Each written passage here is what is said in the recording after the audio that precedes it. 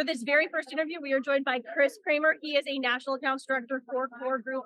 They are a growing force in the industry, have been for a few years, growing like wildfire. So, Chris, I'm very excited to have you here as part of our TPA and managed repair program kind of questions that we're doing throughout PLRB conference. So thanks for being here. I'm going to start by having you introduce yourself and share about Core. Awesome. Well, thank you very much. I hope everybody can hear me. Thank you guys for having us. We're excited to be here. So yeah, I'm a national account director for Core. We're a national managed repair network, but different than some of the other networks out there. We focus on private client and high net worth accounts, and we focus on commercial accounts. So we're not always scrambling, when there's a major event to some of the larger top 10 carrier claims. So we can hopefully respond in a better way to some of these policyholders and some of these high net worth zip codes across America. All right, so kind of a two-part question on this first one. What do you view as the biggest pain point for contractors when it comes to being part of a managed repair program or a TPA?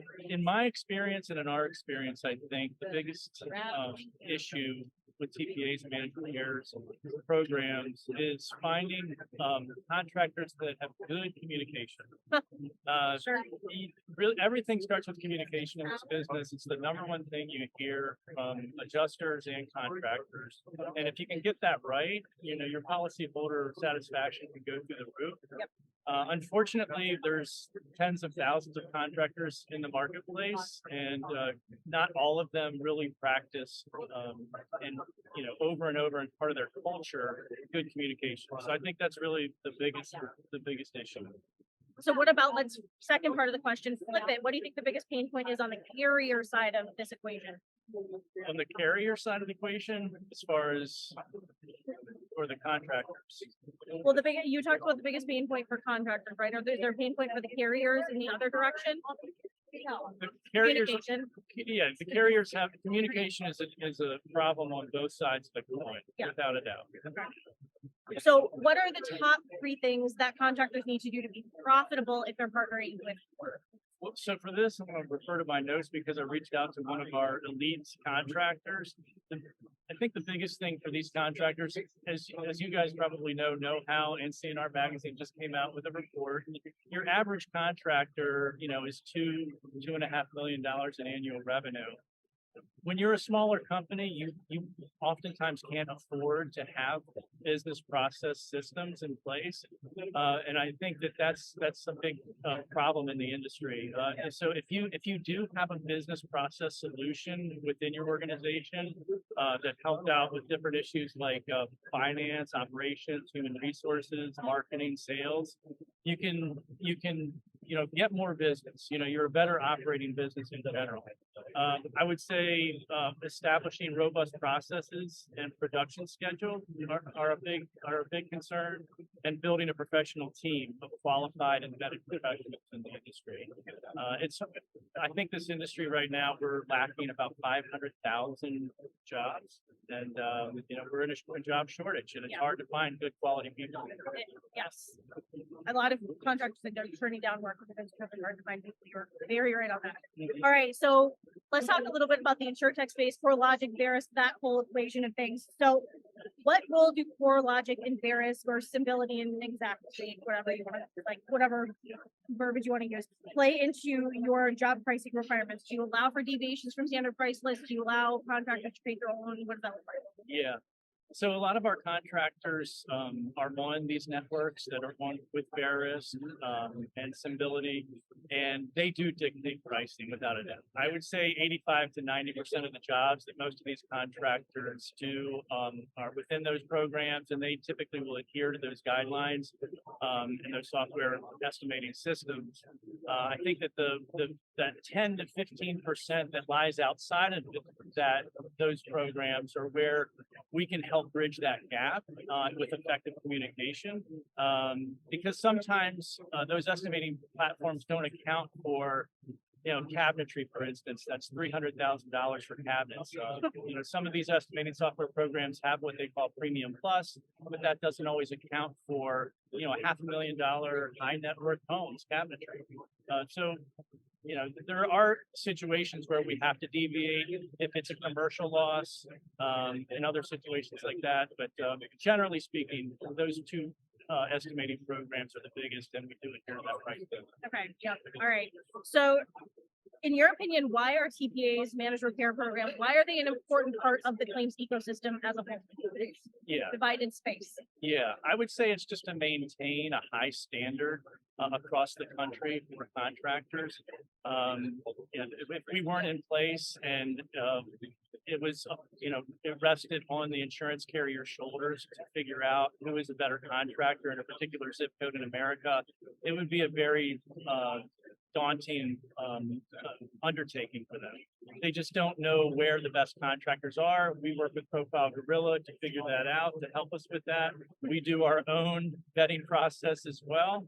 I think the industry really does need the TPA managed repair piece. Yeah.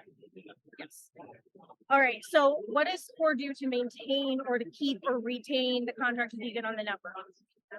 I think the biggest thing with CORE is we bridge a gap in communication because we don't have 10,000 contractors or 5,000 contractors on our network.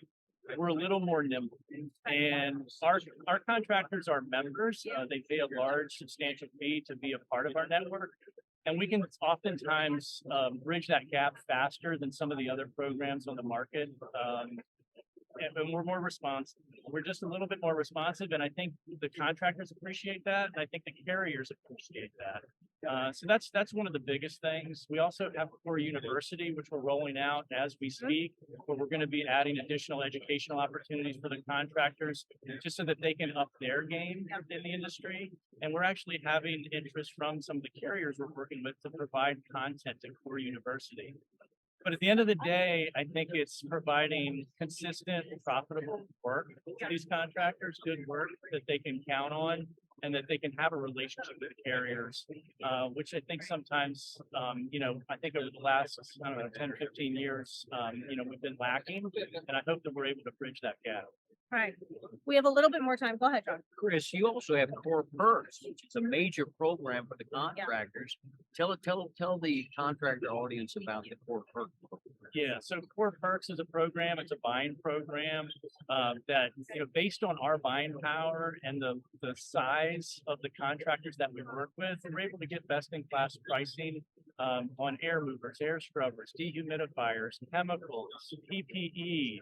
We have relationships with Lowe's and Home Depot, Ford and Chevrolet. So we are able to provide these contractors with best pricing for anything that they might use as a member of CORE. Okay, and I want to go back to the first question a little bit because we have a little bit more time. Talk about the different tiers in CORE, because there are different levels to be a member at, and not every contractor is created equal in CORE. So how does that work? Exactly. So we have 3 tiers. The top tier is what we call CORE Elite, and we have 50 CORE Elite opportunities across the country. Most of those spaces are filled out, and that's going to be in your major metropolitan areas. So these are your more tenured, more profitable players out there, usually doing 10 million or more in revenue a year, and usually at least 10 years in business. And like we discussed, that's probably about 5 times larger than your average size restoration company. So that's CORE Elite. Below CORE Elite, we have our standard membership. They have to be in business at least 3 years and doing at least $3 million in revenue. But a standard member could be doing 10 million or $20 million in revenue. It just means that the CORE Elite already has that spot on the map, and the next person in line would become our CORE standard member. Below that, we have what we call CORE branded, and there'll be more CORE branding on their vans. They actually are CORE by KHI Restoration. That's one of our CORE branded members down in the Houston area. And I think that's where you're going to see a lot more dots on the map in the years to come. Yeah. Similar to a Servco or Service Master, although we are going to be unique in what we offer in the industry. Perfect. John, anything else before we wrap it up? Chris, I've worked with you guys for several years now, and they're great. All contractors, these guys are great TPA to work with. I highly recommend CORE. So thank you guys for watching this. Thanks for being our first round interview. Chris was the first one to come through. Thank you to Profile Gorilla for setting all of this up. And I look forward to chatting with you at your booth. Thank you, Michelle. Chris, thank John. you very much, Yep, man. absolutely. You Thank got you it, guys. Michelle. Thank you. Thank you.